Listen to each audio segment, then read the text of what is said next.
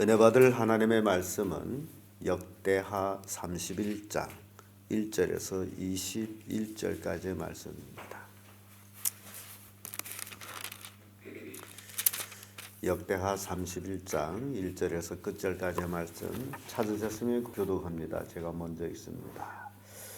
이 모든 일이 마침에 거기에 있는 이스라엘 무리가 나아가서 유대 여러 성읍에 이르러 주상을 깨뜨리며 아세라 목상을 찍으며 유다와 베냐민과 에브라임과 므낫세 온 땅에서 산당과 단을 제하여 멸하고 이스라엘 모든 자손이 각각 그 본성 기업으로 돌아갔더라. 히스기야가 제사장들과 이 사람들의 반찬을 정하고 각각 그 책임을 행하게 하되 그 제사장들과 이 사람들로 번제와 항성회를 드리며 여호와의 영광에서 섰으며 항상 찬송하게 하고 또 자기 재산 중에서 얼마를 정하여 여호와의 율법에 기록된 대로 번제 곧 조석 번제와 안식일과 초하루와 절기의 번제에 쓰게 하고 또 예루살렘에 거하는 백성을 명하여 제사장들과 이 사람들의 음식을 주어 너희로 여호와의 율법을 심쓰게 하라 한지라. 왕이 명령이 내리자 곧 이스라엘 자손이 곡식과 포도주와 기름과 꿀과 밭의 모든 소산에 처음 익은 것을 풍성히 드렸고 또 모든 것에 11조를 많이 가져왔으며 유다 예루살렘에 이스라엘과 유다 자손이 하나님이 가져왔고 하나님 왕이 베라의 성물이 11조를 가져왔으며 그것을 쌓아 도미를 이루었는데 3월에 쌓기를 시작하여 7월에 마친지라. 히스기야와 관객들이 와서 그 일을 보고 여호와를 송축하고 그 백성 이스라엘을 위하여 히스기야가 그 더미에 대하여 제사장들과 레위 사람들에게 물으니 사도의 동성 그의 제사장 아시라가 헤드마에 가는데 백성이 여호와를 여호와의 전에 드리기 시작함으로부터 우리가 족하게 무엇으나 남은 것이 많으니 이는 여호와께서 그 백성에게 복을 주셨습니다.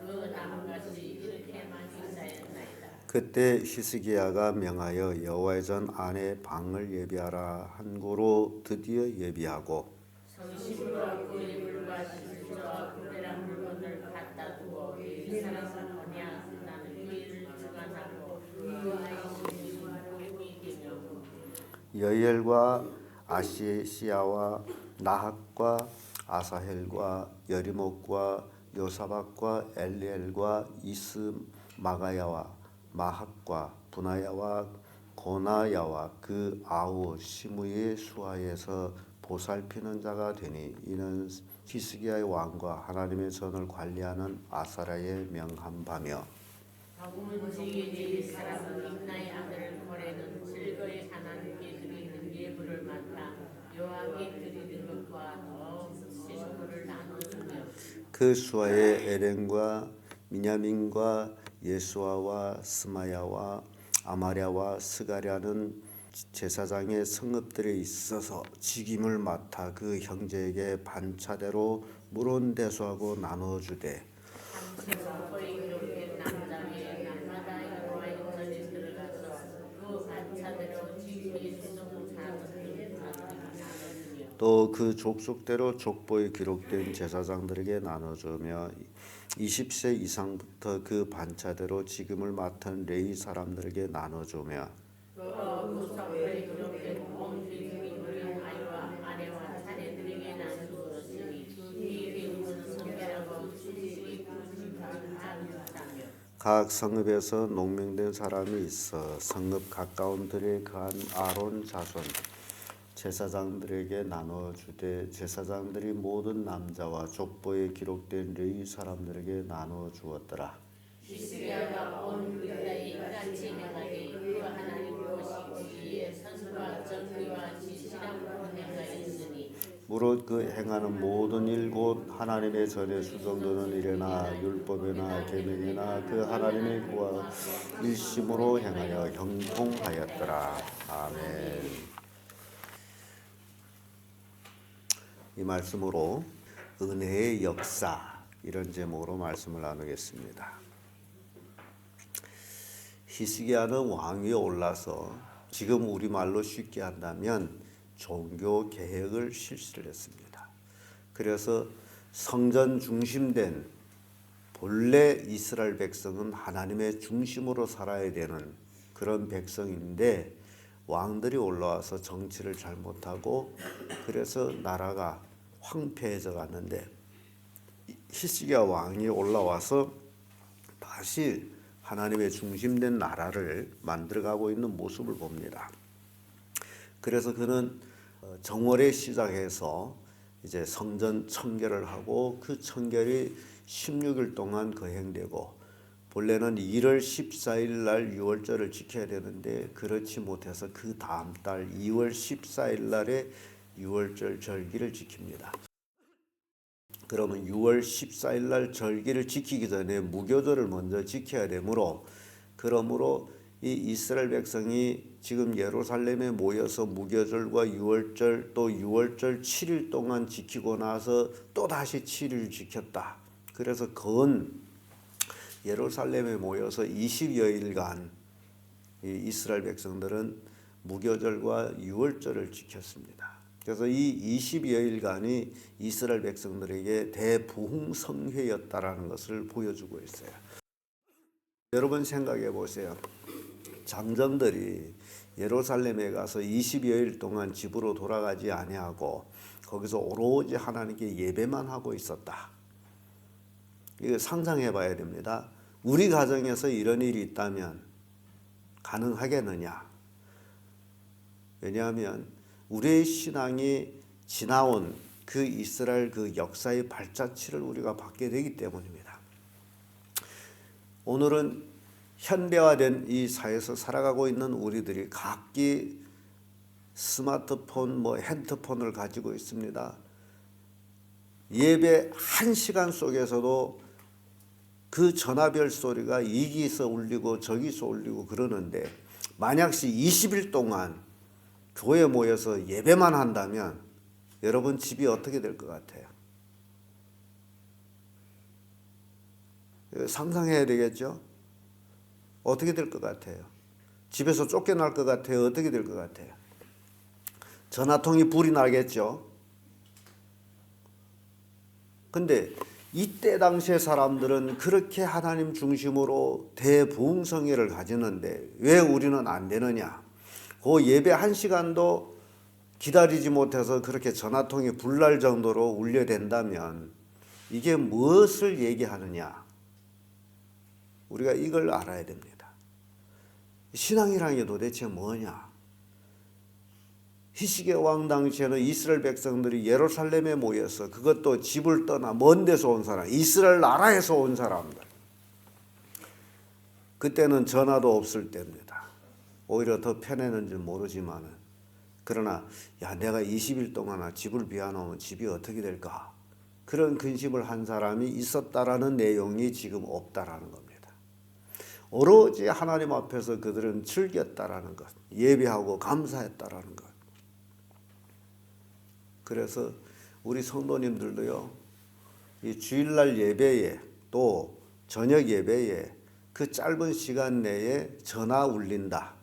이거는 여러분들이 스스로 다 자기 가족한테 단속해야 될 일이 아니냐. 그 시간 내에 내가 예배 드리고 있는데 왜 전화하느냐. 그 시간 내에 전화 안 한 데서 뭐가 하늘이 무너지고 땅이 꺼지느냐. 이런 것들은 여러분 스스로 자기 집에서 단속이 이루어져야 돼. 그래서 정말 신령과 진정으로 하나님께 예배드리는 그런 마음 자세가 필요하다는 겁니다. 지금 한참 예배하는데 전화벨이 울리게 되면 자기만 손해보는 거예요? 주변 사람들한테도 얼마나 나쁜 영향을 줘요.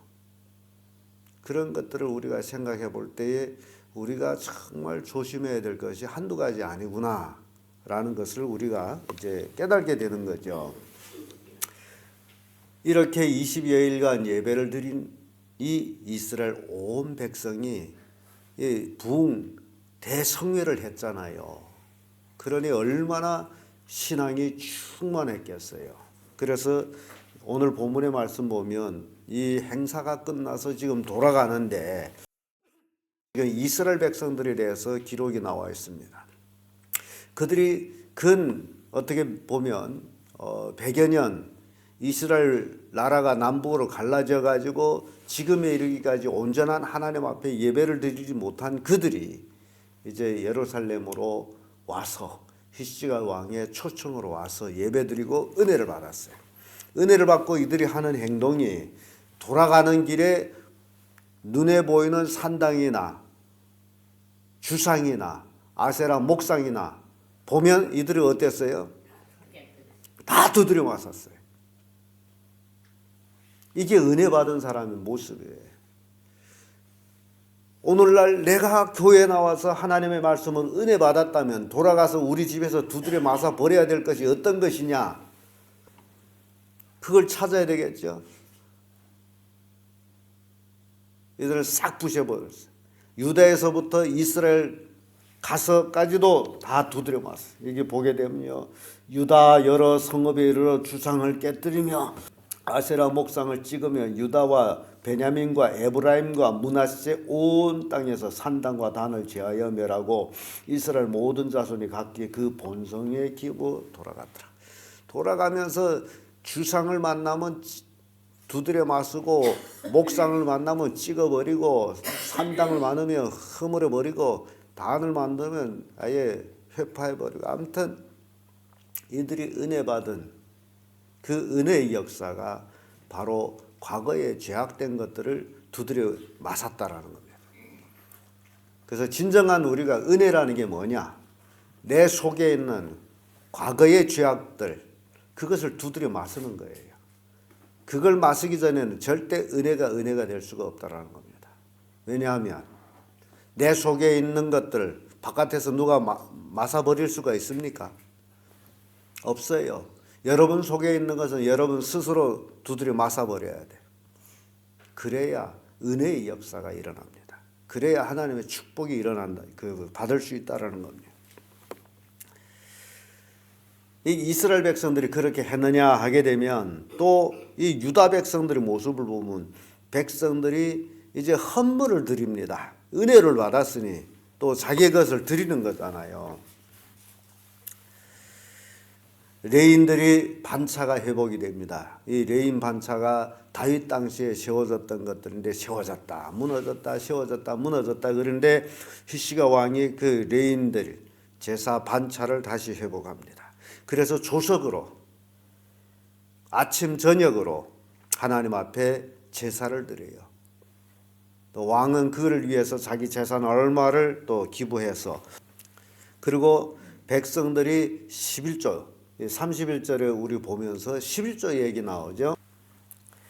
왕의 명령이 내리자 곧 이스라엘 자손이 곡식과 포도주와 기름과 꿀과 밭의 모든 소산에 처음 익은 것을 풍성히 드렸고 또 모든 것에 11조를 많이 가져왔으며, 유다 백성이 뭘 했다는 거예요? 11조를 많이 했다라고 합니다. 6절에 보면 유다 여러 성읍에 거한 이스라엘과 유다 자손도 소와 양의 11조를 가져왔고 또 그 하나님 여호와를 구별하여 드린 성물의 11조를 가져왔으며 그것을 쌓아 더미를 이뤘다. 이스라엘 백성들이 11조를 가져온 것이 어떻게 됐다는 거예요? 산더미가 돼버렸어. 그래서 여기에는 소 양의 11조도 있고 헌물의 11조도 있었다. 양식 밭의 소산의 11조가 있었다. 11조가 드려지는 거예요. 풍성하게 드려졌어요. 산더미를 이루었어요. 이게 우리가 본받아야 될 11조입니다. 11조 뭐뭐 있었다는 거죠? 헌물의 11조, 소산의 11조, 그리고 짐승의 11조. 백성들이 은혜 받았더니 돈주머니가 열렸다. 그러니까 어떤 목사님들은 그런 이야기, 은혜 받으면 돈주머니 열린 것이 은혜 받은 거예요. 은혜를 받았다면서도 돈주머니를 꼭 닫고 있으면 그 은혜 받은 게 아니다. 그래서 이 유다 백성과 또 유다에 거하는 이스라엘 백성들, 이들이 11조를 풍성히 드렸어요. 그런데 이 드린 것을 보면요, 3월 이제 2월 14일 날에서 6월절을 재기 시작해서 2주를 쟀잖아요. 그러면 이제 3월이 된단 말이죠. 그러니까 6월절, 무교절 6월절 경축을 마치고 나서 백성들이 은혜를 받아가지고 뭘 했다? 11조를 했다. 그래서 3월에서부터 11조 하기 시작했는데 어느 날까지 했어요? 7월까지 했어요. 3, 4, 5, 6, 7. 3, 4, 5, 6, 7 몇 달이에요? 자, 이스라엘 백성들이 넉 달 11조를 드렸다. 이거는 그 소산에 나오는 그런 것들에서 그렇게 넉 달 동안 7월까지 11조를 드렸는데 8절에 보니 히스기야 왕과 이제 방백들이 와서 더미를 보고 여호와를 송축하고 그 백성 이스라엘 위하여 축복하니라. 자, 그런데 10절에 보면 사독의 족속의 대제사장 아사랴가 대답하여 가로되 백성이 예물을 여호와의 전에 드리기 시작함으로부터 우리가 족하게 먹었으나 남은 것이 많으니 이는 여호와께서 그 백성에게 그 복을 주셨음이라. 그 남은 것이 이렇게 많이 쌓였나이다. 지금 레위 백성들, 레위 족속들, 아론의 자손들, 이들이 기업이 뭡니까? 이들이 기업은 하나님이에요. 그래서 하나님께 드려진 것, 하나님께 드려진 것이 다시 누구에게 가요? 이 아론의 자손과 레위 자손들에게 가요. 뭐 하나님한테 양을 드리고 양식을 드리고 하나님이 드세요? 아니죠. 그러나 이 드리는 것을 하나님께 드렸는데 이것이 하나님께서 이것을 레위인들과 제사장들에게 기업으로 줘가지고 이것을 가지고 그들이 생활을 해요. 근데 생활을 하면 이 더미가 쌓이면 안 되거든요. 소모되기 때문에. 그럼에도 불구하고 뭐라는 거예요? 산더미가 쌓여있다. 왜 쌓여있는 거예요? 백성들이 많이 레위 자손들이 수요 이상으로 드렸다 그 얘기예요. 그래서 더미가 생긴 거예요. 그러니까 백성들이 얼마나 은혜를 받았느냐라는 걸 이제 보여주는 거죠. 그런데 문제는 이렇게 풍성해진 것을 제사장 아사랴가 바로 여호와께서 그 백성에게 복을 주셨음이라. 그 남은 것이 이렇게 많이 쌓인 거예요. 결국 백성들이 하나님께 드리면 드릴수록 백성들이 뭘 받는 거예요? 하나님께로부터 복을 받는다. 안 드리면 어떻게 돼요?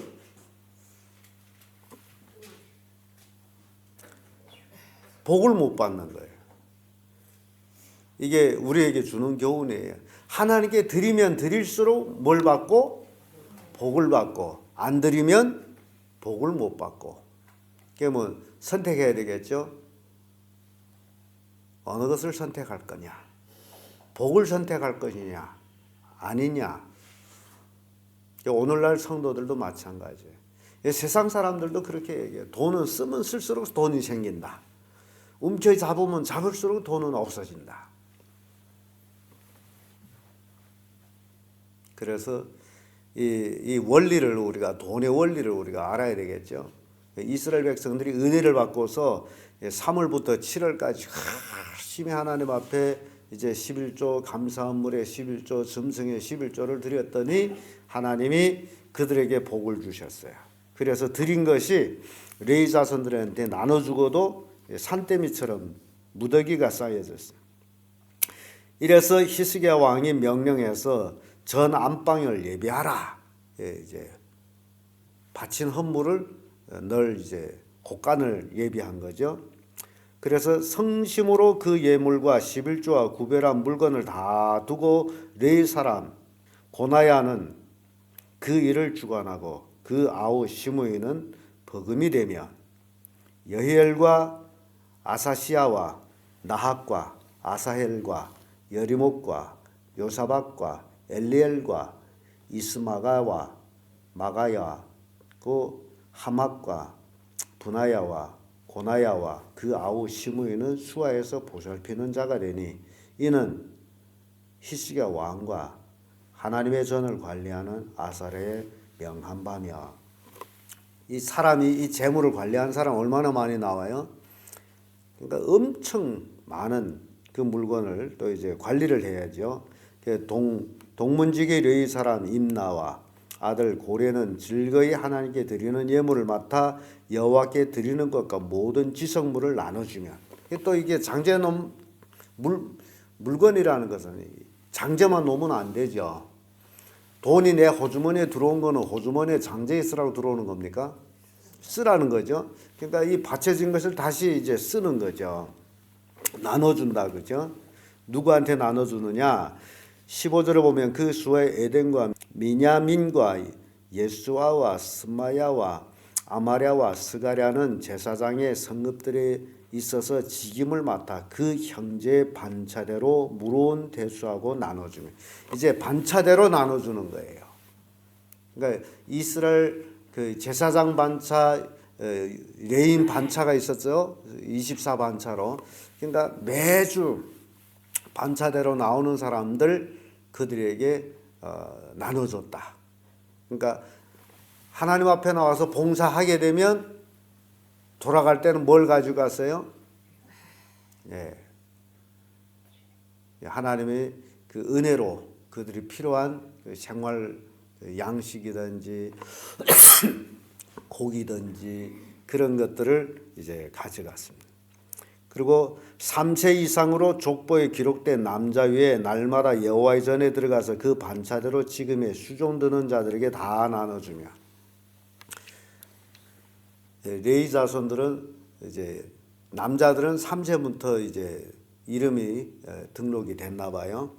등록되게 되면 다 나눠. 그뿐 아니라 그 족속대로 족보에 기록된 제사장들에게 나눠주며 20세 이상부터 그 반차대로 직을 맡아 레위 사람들에게 나눠주며 또 그 족보에 기록된 온 회중에 어린아이와 아내와 자녀들에게 나눠주었으니 이는 회중은 성결하고 충실히 그 직분을 다하는 자이며. 그러니까 레위 자손, 아론의 자손, 우리말로 쉽게 하면 호구부에 오른 사람들을 다 어쨌다? 다 나눠줘요. 정말. 그러니 레위 자손, 아론 자손들이 얼마나 생활이 풍성해졌겠어요. 그런데 레위 자손, 아론 자손들이 풍성해지면 질수록 누가 복을 받는 거예요? 백성들이 복을 받는 거예요. 하나님께서 그들에게 복을 주는 거예요. 이게 원리입니다. 그래서 교회도 마찬가지예요. 이런 원리로 운행이 되고 있다. 각 성읍에 농명된 사람이 있어 성읍 가까운 들에 거한 아론의 자손 제사장들에게도 나눠주되 제사장들이 모든 남자와 족보에 기록된 레위 사람들에게 나눠주었더라. 이렇게 그 산더미처럼 쌓여지는 것들을 다 일일이 분배했다. 이스라엘 백성들이 뭘 받고? 은혜를 받고. 이게 굉장히 중요한 거죠. 은혜를 받고 났더니 돈주머니 열려서 11조를 드리는데 점성에 11조, 헌물에 11조, 곡식에 11조를 팍 드립니다. 그래서 그것을 가지고 레위 자손들한테 나눠준 거죠. 뺏어서 나눠준 게 아니지 않습니까? 권력의 힘으로 백성들에게 뺏어가지고 이 제사장 무리들한테 준 게 아니잖아요. 그래서 우리는 성경을 바로 이해해야 됩니다. 백성들이 은혜를 받았더니 내놓은 거예요. 그래서 그것이 제사장들에게 일일이 나눠지는 정말 공평한 나눔이 아닙니까? 뺏어서 나눠준 게 아니다 그거죠. 잘 사는 사람 거 뺏어서 나눠준 게 아니에요. 권력의 힘으로 뺏어서 나눠준 게 아니에요. 은혜로서 하나님 앞에 드려진 그 11조를 레위 자손들에게 나눠준 것이다. 그랬더니 하나님께서 또 그 백성들을 어떻게 하죠? 또 복을 줘서. 그래서 20절에서 21절까지 보면 이런 말씀입니다. 히스기야가 온 유다에 이같이 행하되 그 하나님 여호와 보시기에 선과 정의와 진실함으로 행하였으니, 히스기야가 일관하게 이렇게 행했습니다. 그래서 21절에 와서 무릇 그 행하는 모든 일 곧 하나님의 전에 수종드는 일이나 율법에나 계명에나 그 하나님 구하고 일심으로 행하여 어떻게 됐어요? 형통했다. 형통한 복이 어떻게 오는 거예요? 이렇게 온다. 그래서 오늘날 많은 사람은 자꾸 형통하기를 원하는데 형통하려면 어떻게 해야죠? 이 오늘 31장이 기록된 대로 은혜를 받아야 되고, 형통하려면 은혜를 받아야 되고, 그리고 소산의 11조, 짐승의 11조, 헌물의 11조를 드릴 때에 형통해진다. 우리 성도들 다 이렇게 형통해야 되겠죠. 이렇게 사람은 하나님께로부터 은혜를 받으면 변화가 이루어집니다. 오늘날 그리스도인들이 하나님의 말씀으로 은혜 받고 이런 변화를 가져와야 된다는 겁니다. 그 변화가 바로 주상을 깨뜨리고 목상을 찍어버리고 단을 헐어버리고, 그리고 소산의 11조, 짐승의 11조, 헌물의 11조를 온전히 하나님께 드림으로 형통해진다. 이게 바로 은혜의 역사다라는 것을 우리에게 교훈하고 있습니다. 기도하겠습니다.